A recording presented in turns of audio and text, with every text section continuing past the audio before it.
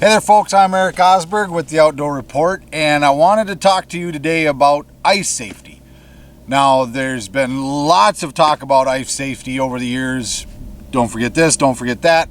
But hopefully I'm going to introduce some new topics or new tips that might come in handy should something bad happen. Number one is you can't measure ice with a calendar.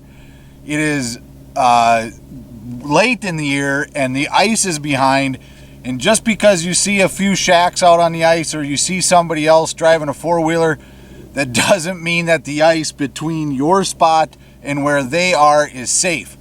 So treat every inch of ice as though it's unsafe until you've proven otherwise. I was out the other night and I had a four-wheeler, but every time I went somewhere that I wasn't 100% sure, I had a big heavy spud bar and I checked, okay? Then every so often I would drill a test hole just to see how thick the ice was. And then I had a measuring device to literally measure. I didn't eyeball how thick the ice was. I measured it. 8 inches here, 8 inches there, 7 inches here. So again, if you're at spot A and you're trying to get to spot B, you have to go and check the ice and verify that it's safe before you bring a four-wheeler or a fish house or something else like that. So that's my first bit of advice. The second bit is always, and I mean always, have a rope with you. I recommend having some type of clamp or hook on the end. I also like to have a throwable with me. Now, this is even late in the year, right? It could be January, February, there's a foot of ice or 2 feet of ice.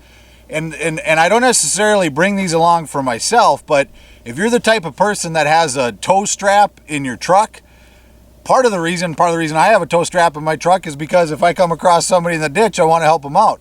Well, if I'm out and about on the ice and I see somebody in trouble, I want to be in a position to help. So a long rope with some type of clip, you could clip it onto a throwable. You could just throw the rope, but if you don't have a heavy end, it's hard to get them a rope. I always like to have a couple of shorter ropes along with me and at the ready. And if it's early ice, I'm a big fan of wearable life jackets. I know the inflatable ones are more comfortable, less cumbersome, but if you read the instructions on those inflatables, they don't recommend using them below 40 degrees. And if you're ice fishing, the water is probably pretty close to less than 40 degrees. So again, treat every inch of ice as though it's unsafe until you have verified with a pick by drilling a hole and measuring the ice that it is safe. And always have some things on hand to help not only yourself but somebody else if they get in trouble. Hopefully this is a few tips that can help you and others have a safe ice fishing season.